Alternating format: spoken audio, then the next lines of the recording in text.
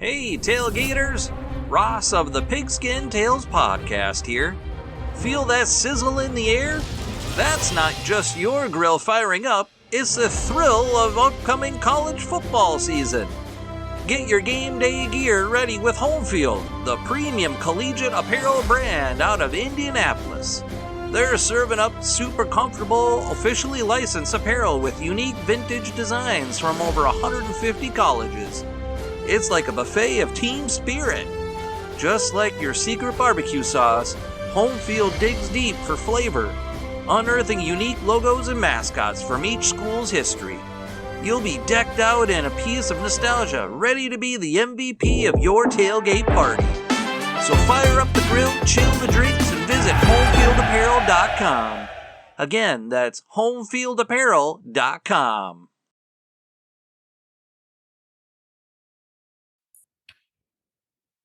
We'd like to welcome everybody back to the Footballers Family Podcast, and I am looking over the Wildwood Valley parking lot here in Hurricane Mills, and I'm looking at the fact that tomorrow, this is recorded on Thursday, the 20th of April, that tomorrow we're going to have some bad weather. So if you don't like the weather in Tennessee, just wait, it will change.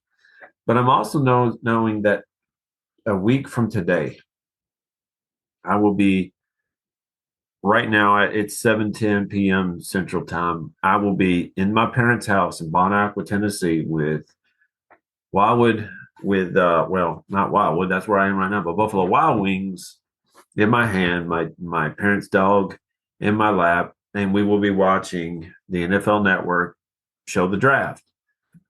This has been a tradition of mine ever since it started coming on, really was Saturday, and I could go back to 2006.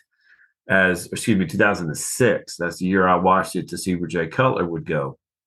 But when it's been on Thursdays, I made it clear that every year on Thursday, when I wake up in the morning, I will watch Draft Day, even though I know what's going to happen. I will watch Draft Day. I even bought it on Blu-ray so I can get the full experience of that movie. This year, I'm going to finish my master's program that I have 2 more projects to do, and I'm going to do it that day, one of them, and I'll be officially done, thank goodness, for the semester. After that, I probably will play some Madden, maybe even get to the draft so I can do my own drafting, and then drive over to Bon Aqua, which is about 40 minutes away from here, and watch the draft until it's over, at least the first round. What are the Titans going to do? I know, number one, with the Carolina Panthers, I know they better go after Bryce Young. If they don't do that, then I think that they're going to be absolutely mistaken. C.J. Stroud is great, but I'm more familiar with Bryce Young because I watched a lot of Alabama games. I have watched several games of his, and he is awesome. Also, he advertises Dr. Pepper, so I'm cool with that. Houston Texans, what are they going to do? C.J. Stroud, more likely. Now, the third pick, there's been talk that my Titans are going to move up. If they do that, what would they do?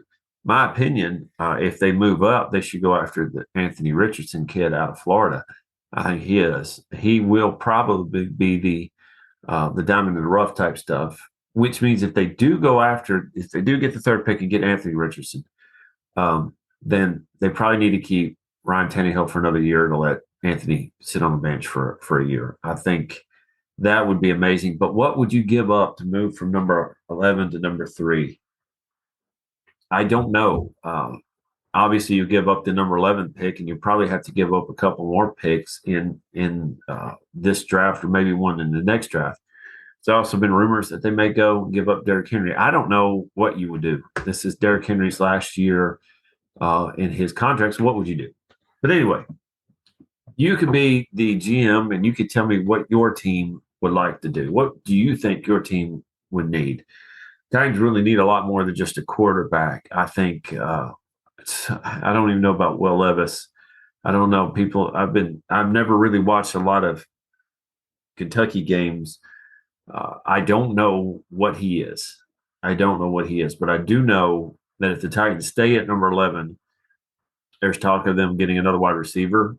I like to think that they may go after an O-line guy. They need some O-line help. I don't know. What would you do if you were in your GM's position? How would you do it? Speaking of which, Ernie Accorsi. You don't know who Ernie Accorsi is. He was the guy in 1983 who made the trade that sent. Well, he was the Colts general manager, the Baltimore Colts at the time. And John Elway said, I am not playing for the Colts. Well, Ernie Accorsi got him, drafted him, and John Elway said, I'm not doing it. So he swung a trade. Ernie Accorsi swung a trade to the Broncos, and John Elway went to the Broncos. Well, 21 years later, he's faced with a similar situation, although he is on the other side. Uh, he was the GM for the New York Giants at the time, and the New York Giants needed a quarterback, but they were faced with a situation that they could not necessarily get the one they wanted. They wanted Eli Manning, but Eli Manning went number one to the San Diego Chargers. Well, the San Diego Chargers, Eli Manning didn't want to play for him. I think his dad told him not to play for him, or whatever the case is. Eli Manning didn't want to play for the Chargers. He wanted to do anything but.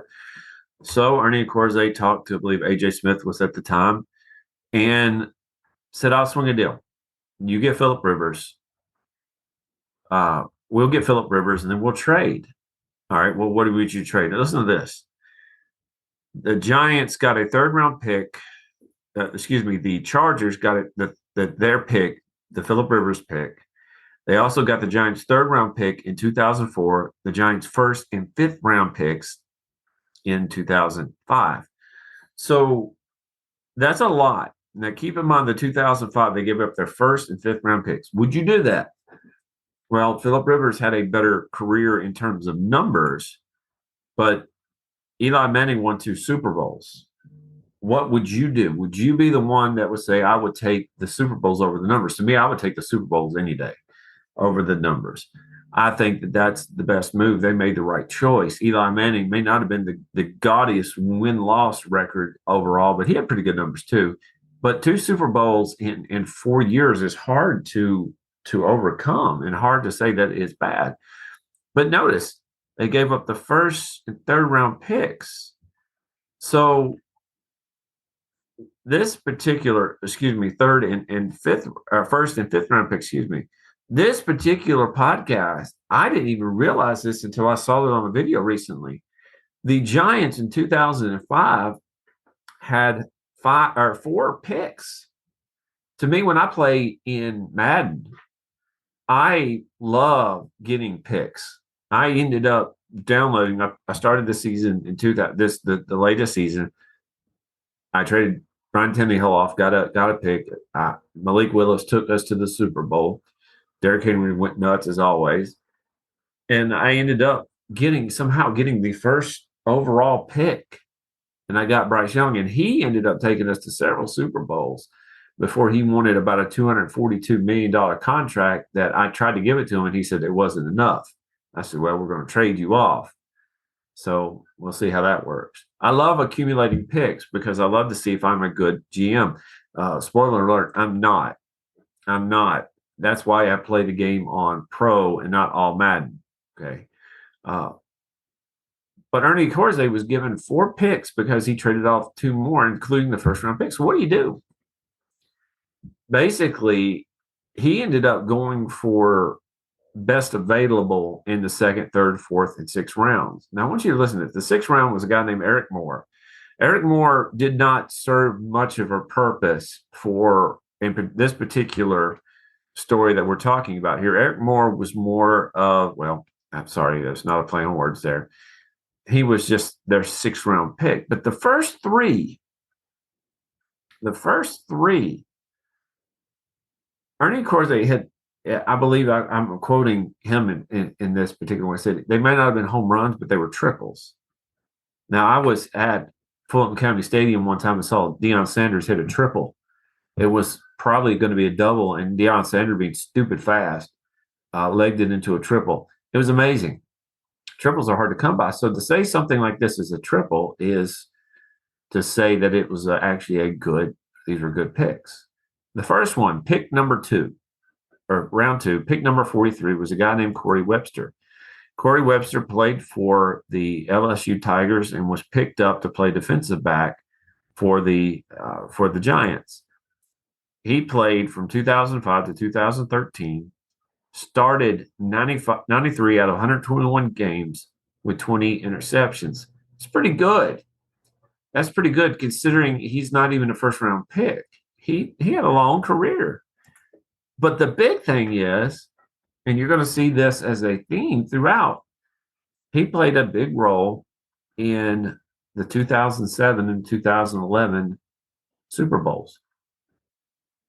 He had 10 games started, 10 games played, 2 interceptions in 2007 playoffs with 34 tackles in all those 4 years. For a defensive back, that's pretty good. So when Ernie Accorsi picked him, you said, well, what are you going to do if you only have 4 picks? Well, you pick for need, but you also pick the best available. I think he's not joking.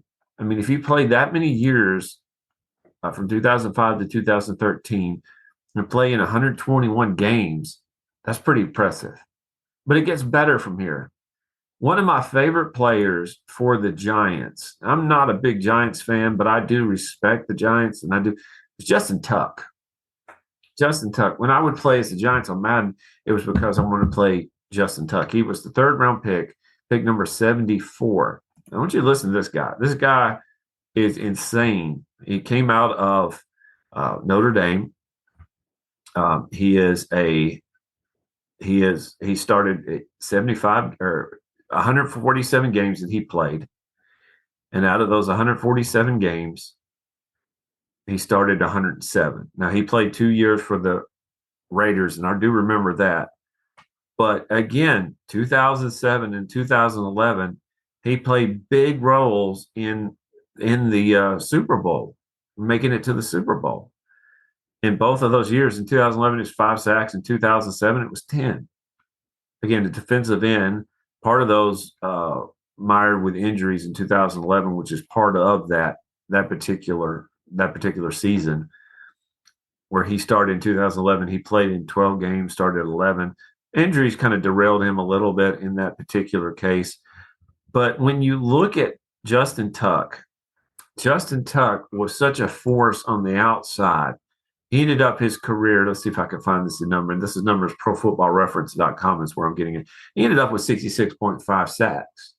Now, the reason why he dropped, and Ernie Accorsi said he had a first-round grade on him, was because he had an ACL tear. He had knee problems. That's why he dropped. So he took a flyer on him. You don't really see the first couple of years for Justin Tuck. He really didn't do much. It was his 3rd year in 2007 where he started to go off and become a better player. He started 2 games, played all 16, and that had the 10 sacks. You teamed him up with Michael Strahan, and you see how just amazing that group of people could be. And it was the Giants' defense that made the biggest difference in that team. Their offense was pretty good, but their defense was pretty solid.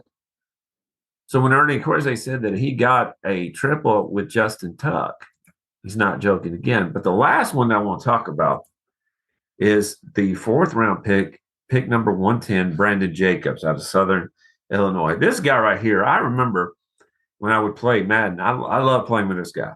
He was 6'4", 264-pound running back. Good gosh. I mean, when you look at how big Derrick Henry is, Brandon Jacobs, I think, is about 1 inch shorter, and that's about it. He's a 2-time Super Bowl champ. Listen to this. Yeah, in his career, and let me see if I can pull down this number again on profootballreference.com if I can get rid of all these pop-ups that want me to buy stuff. He had in his career, some reason they gave me interceptions. Here we go. In his career, he rushed 1,141 times for 5,094 yards. But in 2011, didn't play that big a role. But 2007, he had over 1,000 yards rushing in their Super Bowl season. He did play 1 year for San Francisco, but you look at his how he contributed to the playoffs. In 2007 and 2011, he had 62 rushes in 2007 for 197 yards. In 2011, it was 37 rushes for 164 yards. He was a bruiser of a back. That bruising back was what they played. He was pretty fast when he got in open field, but for the most part, he was the down and dirty type of runner. He had in the playoffs in those 2 seasons, he had 4 touchdowns. But when he went over, let's go over here to regular season. He ended up with 60 touchdowns, which is pretty impressive. So when you look at this, just because you only have 4 draft picks, and maybe your team doesn't have that many draft picks in their at their disposal. Maybe they're like the Rams and they mortgage their future to win the Super Bowl, which is fine if that's what you want to do. But if you are a GM faced with limited number of draft picks and you are staking your future on who you pick, Ernie, of course, they did that, and it paid off. He won them a Super Bowl. Actually, won them 2. Both of those played. All 3 of those guys played in both Super Bowls. What would you do though if you only had 4 picks and they were in later rounds? What would you do? Next week, as you're watching the draft, be careful about what you wish for.